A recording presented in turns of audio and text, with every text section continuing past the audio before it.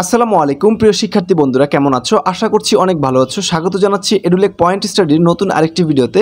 আমরা আজকে আলোচনা করব তোমরা যারা সপ্তম শ্রেণীতে রয়েছো, তোমাদের সপ্তম শ্রেণীর ইংরেজি বইয়ের 67 নম্বর পৃষ্ঠার যে সমস্যাটি রয়েছে সেই সমস্যাটি নিয়ে সমাধান করার চেষ্টা করব। 7.1 look at the picture below and write what the following people are doing, one is done for you. অর্থাৎ নিচের ছবিটি দেখো এবং ছবিতে কে কী কাজ করছে তা তোমরা খাতায় লিখো। একটি উত্তর তোমাদের জন্য করে দেওয়া হলো।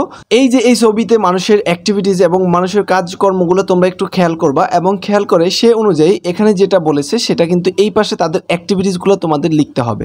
তো চলো আমরা চলে যাচ্ছি এটার অ্যান্সার স্ক্রিপ্টে। অ্যান্সার স্ক্রিপ্টে যাওয়ার আগে তোমাদের কাছে একটা ছোট্ট রিকোয়েস্ট, তোমরা যদি এডুলেক পয়েন্ট স্টাডিতে নতুন হয়ে থাকো অবশ্যই চ্যানেলটি সাবস্ক্রাইব করে রাখবে। The two women in the left corner, বা পাশে দুজন মহিলা আছে, তারা কি করতেছিল দেখো, কথাবার্তা বলতেছিল, এই জন্য আমরা এখানে দিয়েছি চ্যাটিং।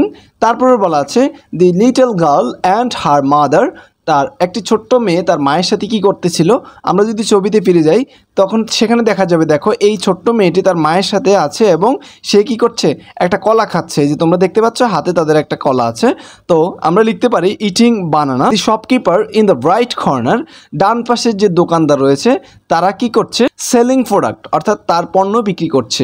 তারপরে বলা আছে the shop assistant in Babul shop, বাবুলের দোকানের যে শপ অ্যাসিস্ট্যান্ট রয়েছে সে কি করছে, দেখো বাবুলের দোকান কোনটা আমাদের খুঁজে বের করতে হবে।